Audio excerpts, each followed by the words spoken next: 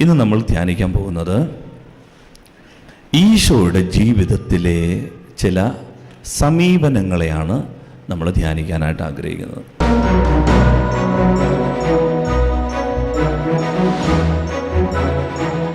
Hallelujah, hallelujah. നമ്മുടെ ജീവിതത്തിൽ പ്രതിസന്ധികൾ, എതിർപ്പുകൾ, കലഹങ്ങൾ, സംഘർഷങ്ങൾ ഉണ്ടാകും. മനുഷ്യനാണോ? മനുഷ്യനെല്ലാം അനുഭവിക്കുന്ന ഒരു യാഥാർത്ഥ്യമാണ് ക്രൈസിസ്. LKG അവൻ്റെ ക്രൈസിസ്, 7ാം ക്ലാസ്സുകാരിക്ക് അവളുടെ ക്രൈസിസ്, 90-കാരന് അവരുടേതായ ജീവിത പ്രതിസന്ധി. പ്രതിസന്ധികളുണ്ട്, എതിർപ്പുകളുണ്ട്. ഒരു സമൂഹം നമ്മെ വേട്ടയാടും. ഈ വേട്ടയാടപ്പെടുന്ന മനുഷ്യൻ എങ്ങനെയാണ് ഇതിനെ കാണേണ്ടത്? ഇതിൻ്റെ സമീപനം എങ്ങനെയാണ്? അതുകൊണ്ട് നമ്മൾ ഇന്ന് ധ്യാനിക്കുന്നത് ഈശോ എങ്ങനെയാണ് തൻ്റെ ജീവിതത്തിൻ്റെ പ്രതിസന്ധികളെ തരണം ചെയ്തത്. ഈശോ എങ്ങനെയാണ് ജീവിതത്തിൻ്റെ എതിർപ്പുകളെ തരണം ചെയ്തത്. ചിലർ ഈ സങ്കടം സഹിക്ക വയ്യാതെ പറയും, ദൈവമേ നീ എന്നെ അങ്ങ് ഒടിച്ചേര്, എന്തിനായിട്ട് വളച്ചോണ്ടിരിക്കണേ, എന്തിനായിട്ട് ഇങ്ങനെ വളച്ചോണ്ടിരിക്കുക, നീ അങ്ങ് ഒടിച്ച് കളാ എന്നെ അങ്ങ്. ചിലർ പറയും, ദൈവമേ നീ എന്നെ ഇട്ട് ഇച്ചിരി വളച്ചാലേ, ഒടിച്ച് കളച്ചേക്കല്ലേ, ഇച്ചിരി സഹിച്ചോളാം ഞാൻ, എന്നാലും എന്നെ അങ്ങ് തല്ലിക്കൊന്നേക്കല്ലേ എന്ന്. ഇതെല്ലാവരുടെയും ജീവിതത്തിൻ്റെ ഒഴിച്ചുകൂടാനാവാത്തൊരു യാഥാർത്ഥ്യമാണ്. ഈ ഭൂമിയിലാണോ സംഘർഷങ്ങൾ, വേദനകൾ, പ്രതിസന്ധികൾ, രോഗപീഠകൾ, മരണഭയങ്ങൾ, ആരോപണങ്ങൾ, വിവാദങ്ങൾ എന്ന് വേണ്ട എല്ലാ മനുഷ്യനും അനുഭവിക്കേണ്ട ഒരു യാഥാർത്ഥ്യമാണ് എന്ത്? ക്രൈസിസ്. അത് വീട്ടിൽ നിന്ന് കിട്ടും, നാട്ടിൽ നിന്ന് കിട്ടും, കൂടപ്പറപ്പുകളുടെ കയ്യിൽ നിന്ന് കിട്ടും, ജീവിതസഖിയുടെ കയ്യിൽ നിന്ന് കിട്ടും, പെറ്റ തള്ളയുടെ കയ്യിൽ നിന്ന് കിട്ടും, മക്കളുടെ കയ്യിൽ നിന്ന് കിട്ടും. അപ്പോൾ അതുകൊണ്ട് ഈ ക്രൈസിസിൻ്റെ ഇടയിൽ എങ്ങനെയാണ് ഈശോ അതിനെ സമീപിച്ചത്? എന്തുകൊണ്ടാണ് നമ്മൾ ഇത് പഠിക്കുന്നത്? ഇത് പഠിക്കാൻ ഒരു കാരണമുണ്ട്. ഈശോ ആരാണ്? ഈശോ ദൈവമാണ്, അല്ലേ? ദൈവം മനുഷ്യനായ ആളാണ് ആര്? ഈശോ.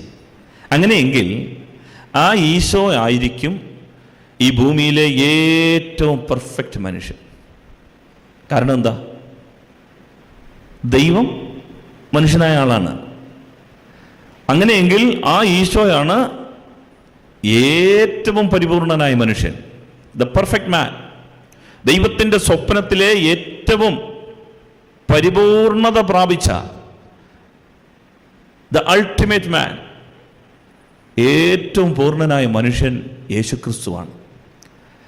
അപ്പോൾ യേശുക്രിസ്തുവിൻ്റെ ജീവിതം എങ്ങനെയാണ് ഈ പ്രശ്നങ്ങളെ കണ്ടത് എന്ന് പഠിച്ചാൽ നമുക്ക് അതൊരു മോഡലാണ്, മാതൃകയാണ്. നമ്മുടെ ജീവിതത്തിൻ്റെ ചില സത്യങ്ങളെ തിരിച്ചറിയാൻ, നമ്മുടെ ജീവിതത്തെ വിജയത്തിലെത്തിക്കാനുള്ള ദൈവം കനിഞ്ഞു നൽകിയ മോഡലാണ് ജീസസ് ഓഫ് നസ്രത്ത്. ഈ 33-കാരൻ അവൻ്റെ സമീപനങ്ങളെ, ഒരു വചനങ്ങളുണ്ട്, അതായത് ഈശോയുടെ സമീപനങ്ങൾ. 2 കാര്യങ്ങളാണ് അച്ഛൻ പറഞ്ഞത്. ഈശോയുടെ വചനങ്ങളുണ്ട്, ഈശോയുടെ സമീപനങ്ങളുമുണ്ട്. The attitudes of Jesus, the words of Jesus and the attitudes of Jesus. Isho ചില കാര്യങ്ങളെ എങ്ങനെയാണ് സമീപിച്ചത്, ഇത് നമ്മൾ മനസ്സിലാക്കിയാൽ ജീവിതം എളുപ്പമായി. ഈശോ എങ്ങനെയാണ് പ്രശ്നങ്ങളെ കണ്ടത്, എതിർപ്പുകളെ കണ്ടത്? അപ്പോൾ നമുക്ക് ഇതിനകത്ത് 2 കാര്യങ്ങൾ മനസ്സിലാക്കണം. ഈശോയ്ക്ക്,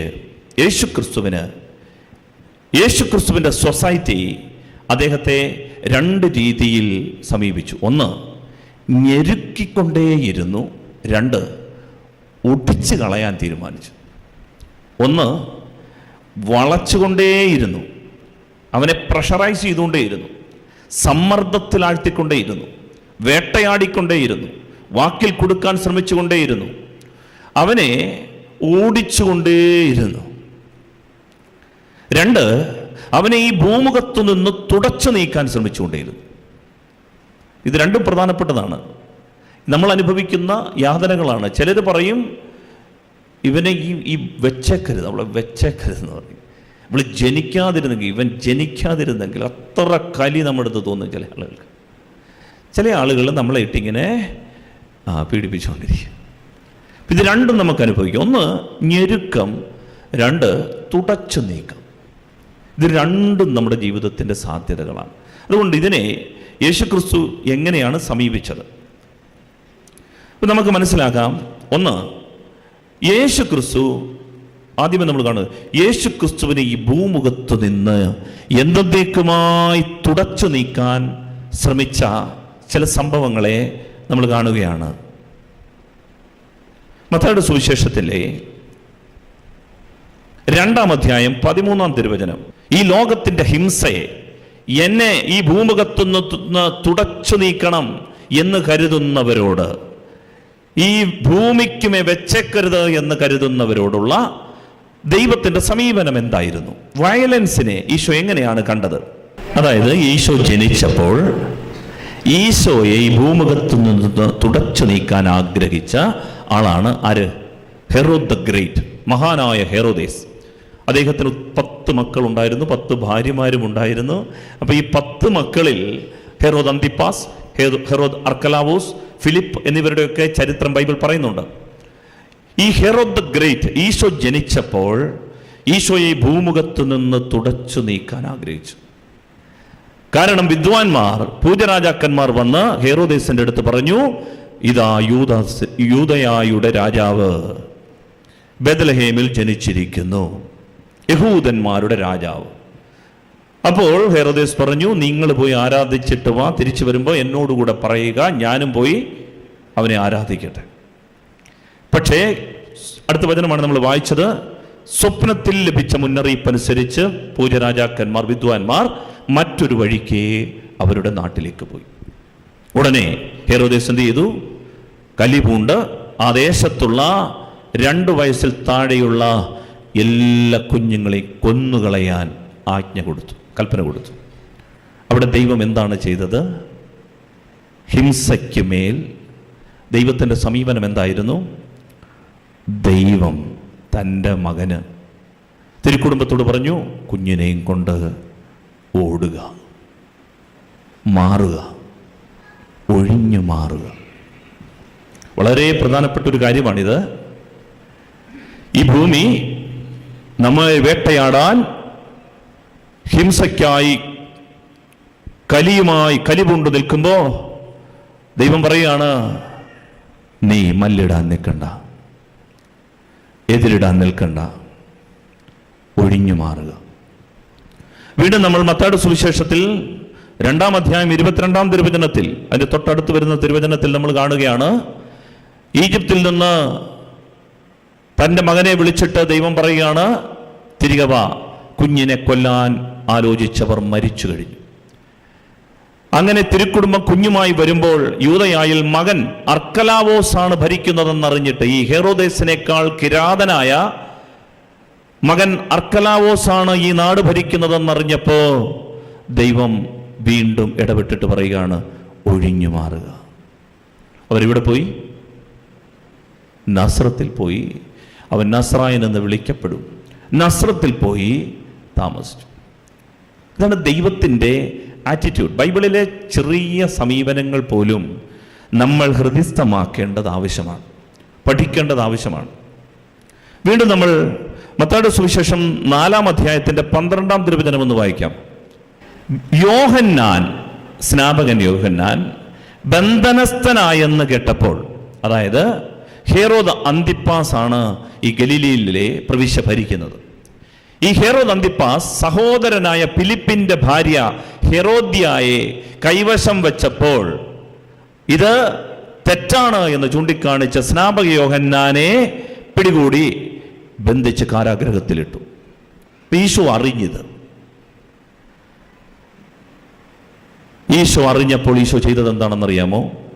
ഹെറോദേസ് ബന്ധനസ്ഥനായി എന്നറിഞ്ഞപ്പോൾ, ഹിംസയ്ക്ക് കളമൊരുങ്ങി എന്നറിഞ്ഞപ്പോൾ ഭൂമിയിൽ മുഴങ്ങിയ ഈ മനുഷ്യ സ്വരത്തെ മുറിച്ച് താലത്തിൽ വെക്കാൻ ഹെറോദ് അന്തിപ്പാസ് ഒരുമ്പെടുന്നു എന്ന് മനസ്സിലാക്കിയപ്പോ ഈശോ എന്ത് ചെയ്തു? അവൻ ഗലീലി തീരത്തേക്ക് പിൻവാങ്ങി. He came back. He withdrawn himself. It is not an act of timidity.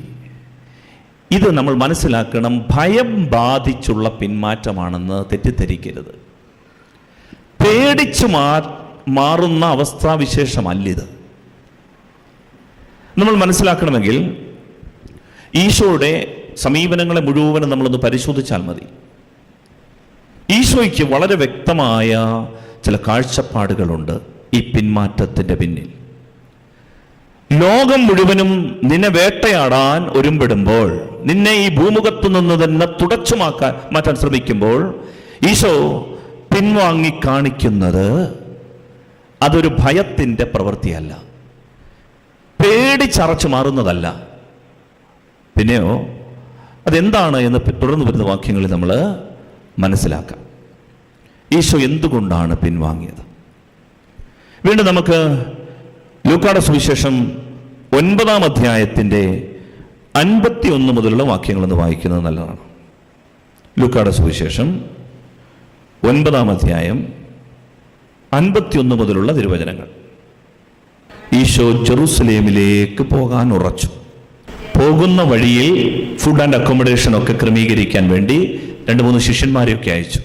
അപ്പോൾ ഈ ശിഷ്യന്മാർ ഈശോ പോകേണ്ട റൂട്ടിലൂടെ പോകുമ്പോൾ അവർക്ക് പോകേണ്ടത് സമരിയ ദേശത്തു കൂടിയാണ്. സമരിയാക്കാരെന്ന് പറയുന്നത് ഈ യഹൂദരുമായി കീരിയും പാമ്പും കണക്കെയാണ്.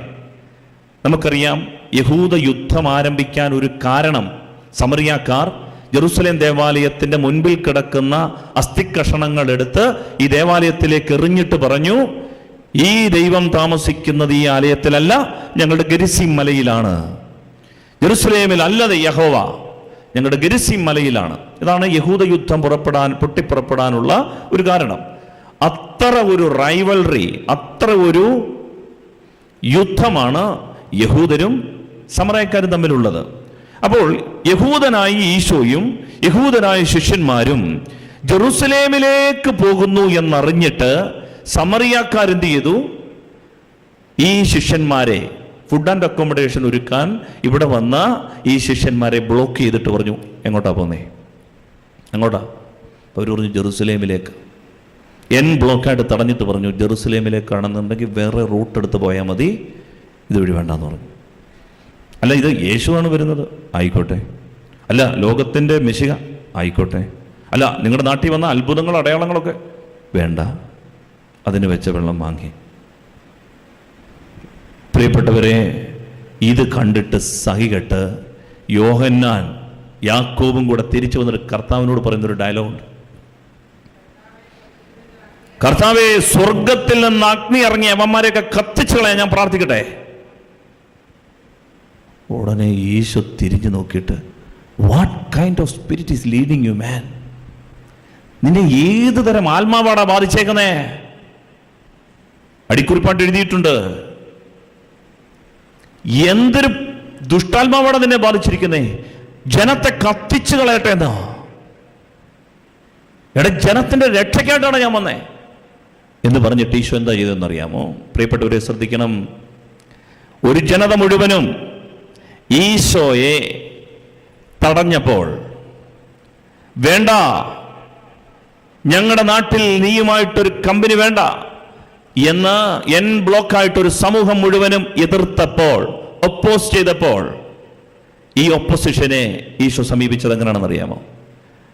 ഈ 2 ശിഷ്യന്മാരുടെ ചെവിക്ക് പിടിച്ചിട്ട് പറഞ്ഞു, വേറെ ഒരു റൂട്ടിലൂടെ അവർ ജെറുസലേമിലേക്ക് പോയി. അടുത്ത വചനം, അവർ മറ്റൊരു ഗ്രാമത്തിലേക്ക് പോയി, എന്നിട്ടാണ് ജെറുസലേമിലേക്ക് മടങ്ങുന്നത്. ഈ ഗ്രാമം, ഈ സമറിയാക്കാരുടെ ഗ്രാമം ഈശോ തിരഞ്ഞെടുത്തില്ല. ഞാൻ ചോദിച്ചോട്ടെ, വേണമെങ്കിൽ ഈ എളുപ്പ വഴി തിരഞ്ഞെടുത്ത ഈശോയ്ക്ക് അവരോടൊരു കൺഫ്രണ്ടേഷനോ, അവരോടൊരു സംവാദത്തിനോ, അവരോടൊരു മീറ്റിങ്ങിനോ, ഒരു ചർച്ചയ്ക്കോ തയ്യാറായിക്കൂടായിരുന്നു? ദൈവപുത്രൻ എന്തുകൊണ്ടാണ് ഈ വഴക്കിനെ മീറ്റ് ചെയ്യാഞ്ഞത്? എനിക്കെതിരെ വഴക്കുമായി വരുന്ന, എനിക്കെതിരെ യുദ്ധവുമായി വരുന്ന, എൻ്റെ നിലപാടുകളെ ചോദ്യം ചെയ്ത് എന്നെ ഈ ഭൂമുഖത്ത് നിന്ന് തന്നെ കുഴിച്ചു മൂടാൻ വേണ്ടി വരുന്ന, ആക്രോശിക്കുന്ന ഒരു സമൂഹത്തിൻ്റെ മേലുള്ള ഈശോയുടെ സമീപനം ഇതായിരുന്നു. അവരോടൊരു മീറ്റിങ്ങിനോ ചർച്ചയ്ക്കോ പോലും പോകാതെ he has chosen another way, another village. ഇത് ഈശോയുടെ സമീപനമാണ്. വയലൻസിനോടുള്ള ഈശോയുടെ സമീപനമാണ് ഒഴിഞ്ഞു മാറുക. സമരമുഖങ്ങളും മാർഗങ്ങളുമല്ല, തെരുവിലിറങ്ങി പോർ വിളിക്കുന്ന രീതിയല്ല ഈശോ കാണിച്ചു തന്ന രീതി. ഇത് ഭയപ്പാടുകൾ കൊണ്ടല്ല, പേടിച്ചിട്ടുമല്ല. നമ്മളതിലേക്ക് വരാം.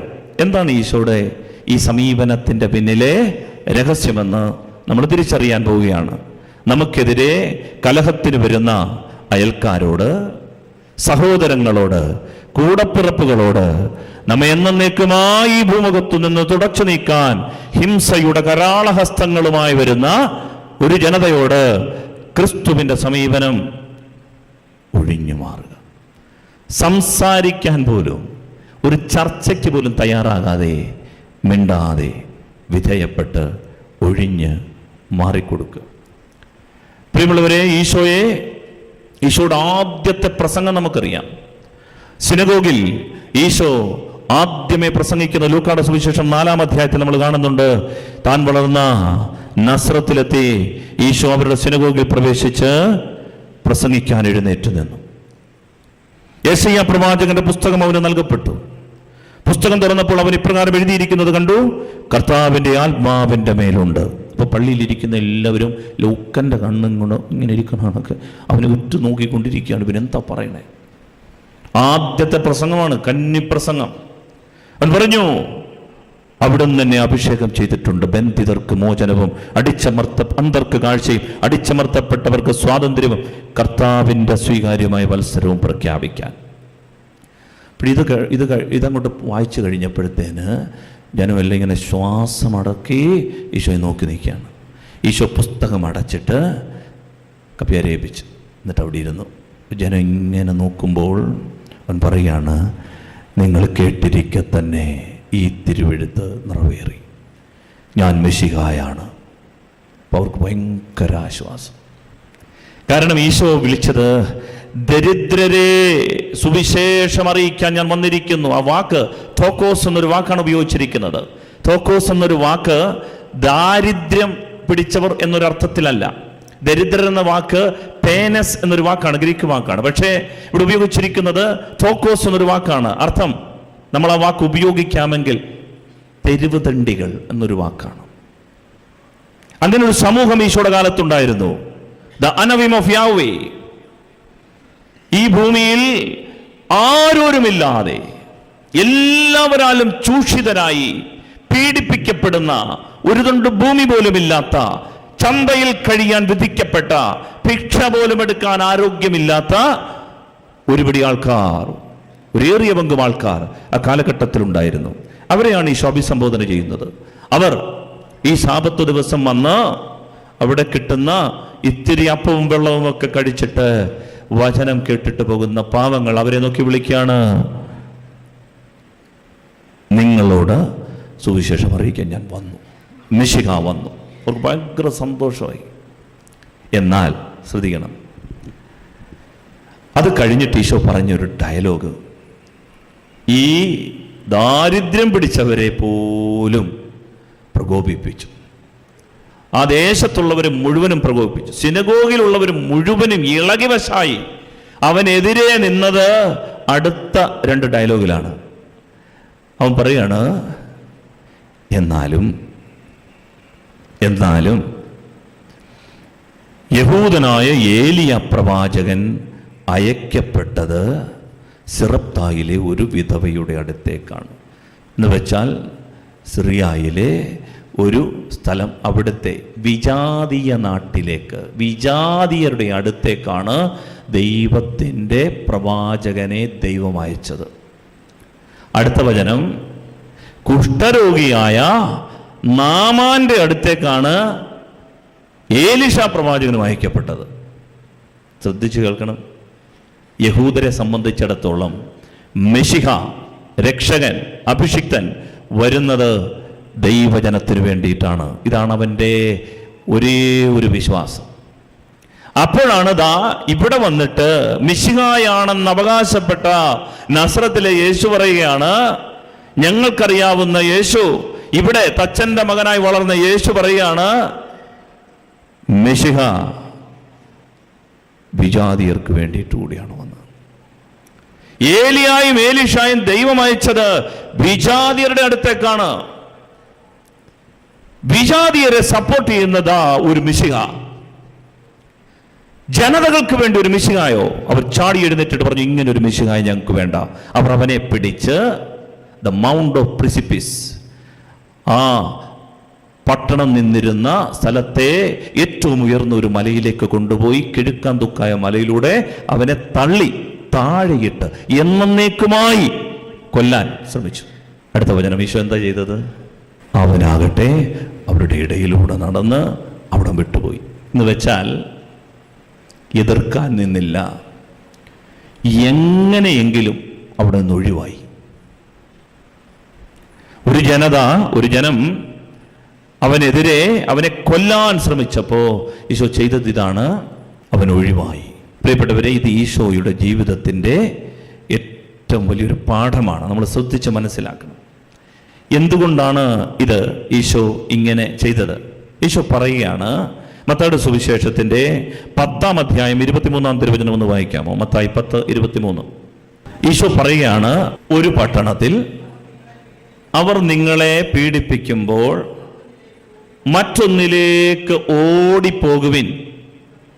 സത്യമായി ഞാൻ നിങ്ങളോട് പറയുന്നു, മനുഷ്യപുത്രന്റെ ആഗമനത്തിന് മുൻപ് നിങ്ങൾ ഇസ്രായേലിലെ പട്ടണങ്ങളെല്ലാം ഇങ്ങനെ ഓടിപ്പൂർത്തിയാക്കുകയില്ല. ശ്രദ്ധിച്ച് കേൾക്കണം.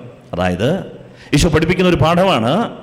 ഈശോ പറയുകയാണ്, നിങ്ങൾക്കെതിരെ ആളുകൾ അപവാദം പറയുമ്പോൾ, വിവാദങ്ങൾ ഉയർത്തുമ്പോൾ, നിങ്ങളെ ആക്രമിക്കാൻ, കൊല്ലാൻ ഒരുമ്പെട്ട് വരുമ്പോൾ, നിങ്ങൾ ചെയ്തത് നന്മയായിട്ട് പോലും എന്നേക്കുമായി നിങ്ങളെ ഈ ഭൂമുഖത്തു നിന്ന് തുടച്ചു നീക്കാൻ നിങ്ങളുടെ സ്വന്തപ്പെട്ടവർ പോലും കലിപൂണ്ട് വരുമ്പോൾ നിങ്ങൾ അടുത്ത പട്ടണത്തിലേക്ക് ഓടിക്കും.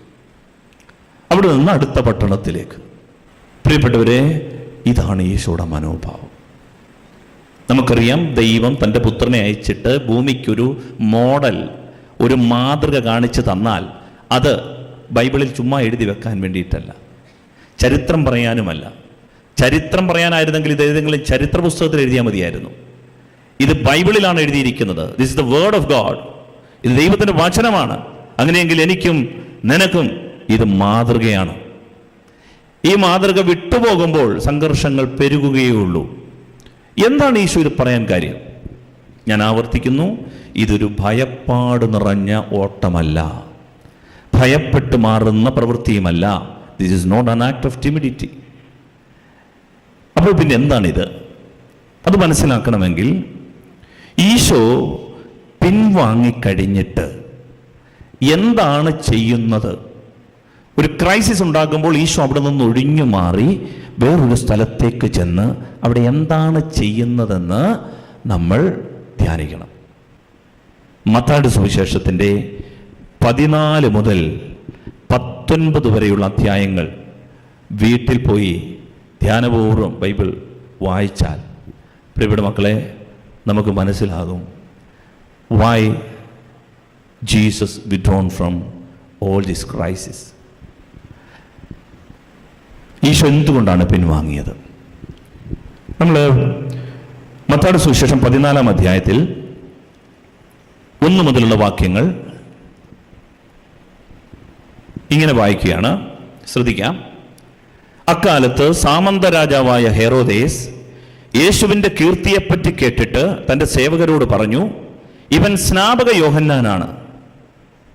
മരിച്ചവരിൽ നിന്ന് അവൻ ഉയർപ്പിക്കപ്പെട്ടിരിക്കുന്നു. അതുകൊണ്ടാണ് ഈ ശക്തി ഇവനിൽ പ്രവർത്തിക്കുന്നത്. അപ്പോൾ ഈശോയ്ക്കറിയാം ഹെറോദേസ് എന്താണ് ചെയ്തത്.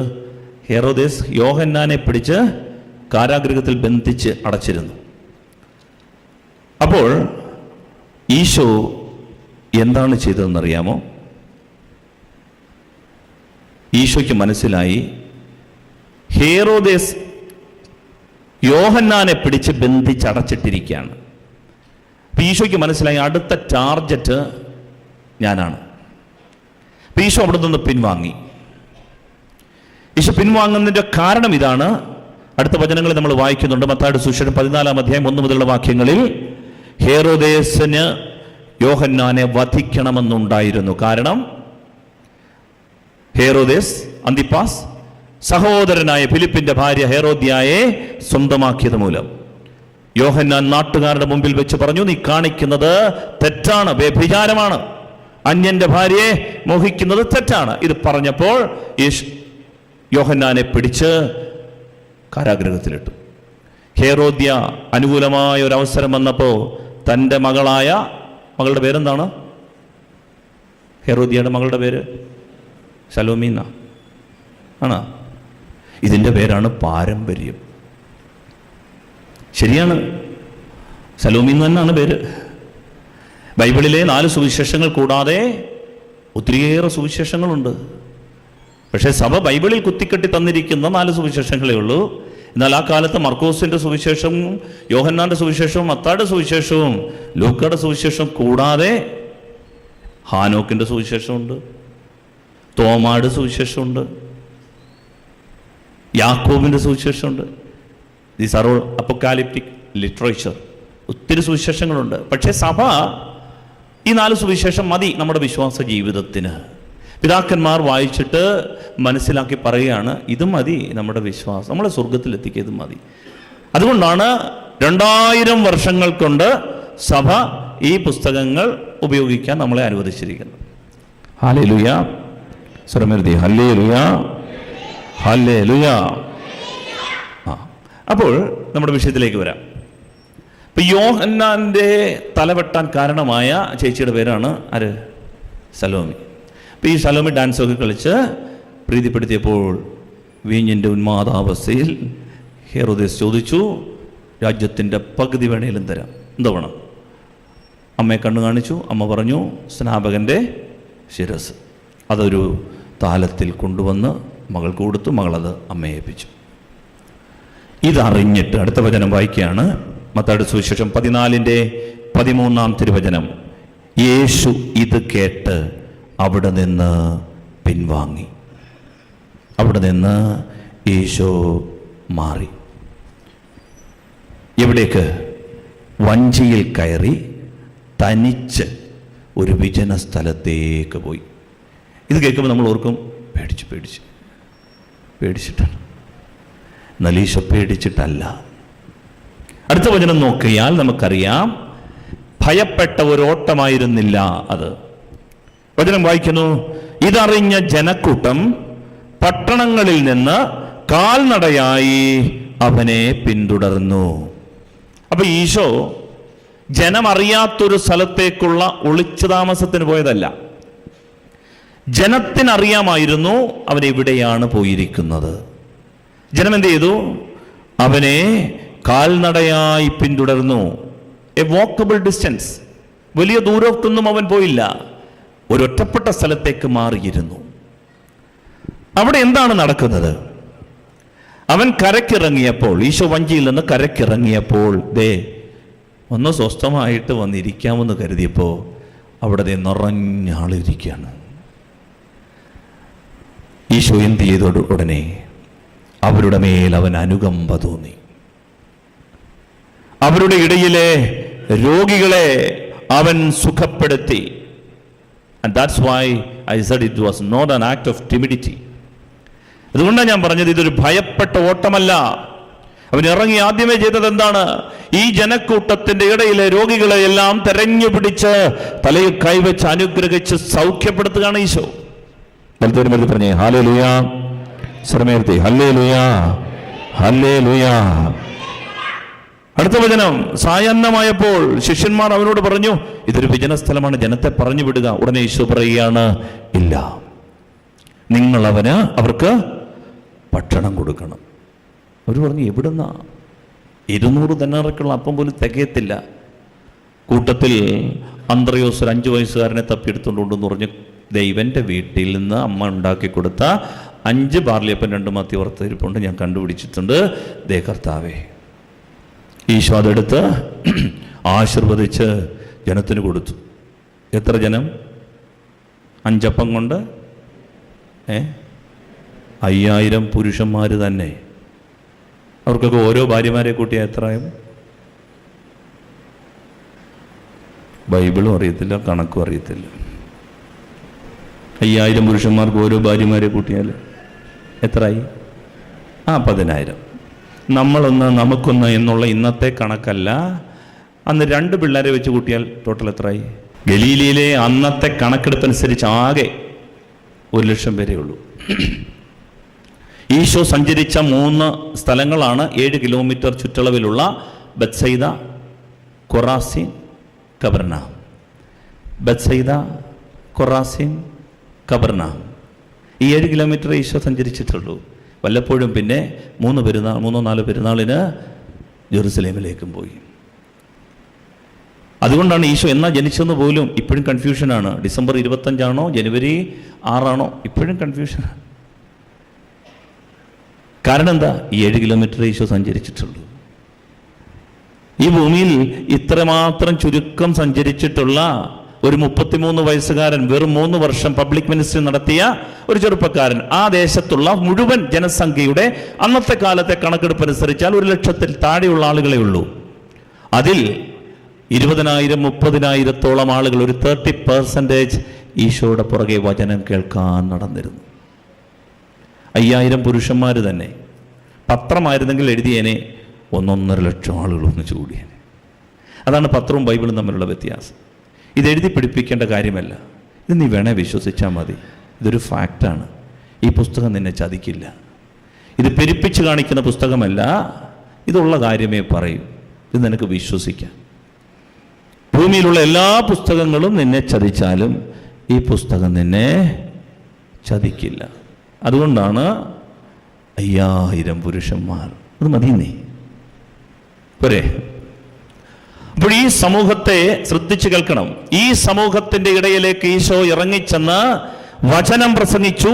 പകലന്തിയോളം രോഗികളെ സൗഖ്യപ്പെടുത്തി. എന്നിട്ട് ഈ സമൂഹത്തിന് അപ്പം മുറിച്ച് കൊടുത്തു. എന്താണിത്? പ്രിയപ്പെട്ട ദൈവമക്കളെ, വളരെ ശ്രദ്ധിച്ചു കേൾക്കണം. ഈ കമ്മ്യൂണിറ്റി ഇസ്രായേൽ സമൂഹമാണ്. ഞാൻ പറയുന്നത് നിങ്ങൾ മനസ്സിലാക്കിയെങ്കിൽ, ഈ സമൂഹം, അതായത് ഇപ്പോൾ 5 അപ്പം കൊണ്ട് 5000 പേരെ തൃപ്തിപ്പെടുത്തിയ ഈ കമ്മ്യൂണിറ്റി യഹൂദ കമ്മ്യൂണിറ്റിയാണ്. മത്തായി ശ്ലീഹ ഈ സുവിശേഷം എഴുതുമ്പോൾ ഇതിന് ശേഷം അടുത്ത അധ്യായത്തിൽ ഈശോ 7 അപ്പം കൊണ്ട് 4000 പേരെ തൃപ്തിപ്പെടുത്തുന്ന, അപ്പം വർദ്ധിപ്പിക്കുന്ന ഒരു സംഭവം കൂടി പറയുന്നുണ്ട്. തൊട്ടു തലേ അധ്യായത്തിൽ മത്തായി ശ്ലീഹ പറയുകയാണ്, ഈശോ 5 അപ്പം കൊണ്ട് 5000 പേരെ തൃപ്തിപ്പെടുത്തിയ ഈ വിജന സ്ഥലത്തേക്ക് പിൻവാങ്ങി അവിടെ ഈശോ അപ്പം വർദ്ധിപ്പിച്ചു കൊടുത്ത് ഒരു കമ്മ്യൂണിറ്റിയെ രൂപപ്പെടുത്തുകയാണ്. നമുക്കറിയാം, മത്തായിയുടെ ശ്ലീഹയുടെ സുവിശേഷത്തിൽ എന്താണ് ഒരു കമ്മ്യൂണിറ്റിയെ രൂപപ്പെടുത്തുക എന്ന് പറഞ്ഞാൽ, ശ്രദ്ധിച്ചാലേ മനസ്സിലാകുകയുള്ളൂ. ഈ അപ്പം വർദ്ധിപ്പിക്കുന്ന സംഭവം എന്ന് പറയുന്നത് വെറും വിശപ്പ് മാറ്റുന്ന സംഭവമല്ല. മറിച്ച് എന്താണത്? എന്തായിരിക്കും? കുർബാന സമൂഹങ്ങളെ രൂപപ്പെടുത്തുന്നതാണ്. വിശപ്പ് മാറ്റാനായിരുന്നെങ്കിൽ ഈശോയുടെ ആ നിലപാട് നമ്മൾ മനസ്സിലാക്കണം.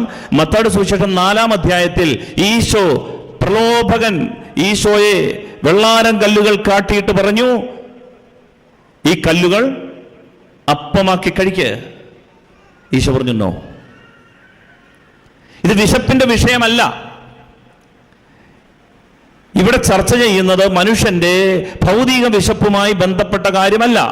മറിച്ച് അപ്പം വർദ്ധിപ്പിക്കുന്നു എന്ന് സുവിശേഷകർ എഴുതി വെക്കുമ്പോൾ, പ്രിയപ്പെട്ടവരെ, അത് അവൻ അപ്പമെടുത്ത് വാഴ്ത്തി മുറിച്ച് അവർക്ക് കൊടുത്തു എന്നൊക്കെ പറയുമ്പോൾ അത് കുർബാനയുടെ സൂചനയാണ്. വിശുദ്ധ കുർബാനയുടെ സമൂഹമായി, ഇടവക സമൂഹമായി, പന്തിയായി 50 വീതമുള്ള പന്തികളായി അവർ ഇരുത്തി എന്ന് പറയുമ്പോൾ ഈശോ ആ കാലഘട്ടത്തിൽ മുന്നമേ മനസ്സിൽ കണ്ടിരുന്നു ഇടവക സമൂഹങ്ങളെ. ഈശോയുടെ നെഞ്ചോട് ചാരിക്കിടന്നവരും ഈശോയുടെ കൂടെ നടന്നവരും ഈശോയുടെ മനസ്സറിഞ്ഞിട്ട് ഈശോ ഈ അപ്പം വർദ്ധിപ്പിക്കുമ്പോൾ എഴുതി വെക്കുകയാണ്, ഇത് ഇടവക സമൂഹങ്ങളുടെ രൂപീകരണം, കുർബാന സമൂഹങ്ങളുടെ രൂപീകരണമാണ്. പലരും ചോദിച്ചേക്കാം, ഈ ഇടവക എന്നൊക്കെ പറയുന്നത് പിൽക്കാലത്തെ കണ്ടുപിടുത്തങ്ങളല്ലേ? ചില ആളുകളുടെ സൗകര്യാർത്ഥം, നിലനിൽപ്പിന് വേണ്ടി. ബൈബിൾ പഠിക്കുന്നവർക്ക്, വചനം പഠിക്കുന്നവർക്ക്, മത്തായി ശ്ലീഹായുടെ സുവിശേഷം പഠിക്കുന്നവർക്ക് പ്രിയപ്പെട്ടവരെ മനസ്സിലാകാം, ദിസ് ഈസ് ദ എക്ലേസിയോളജി, സഭാവിജ്ഞാനീയമാണിത്.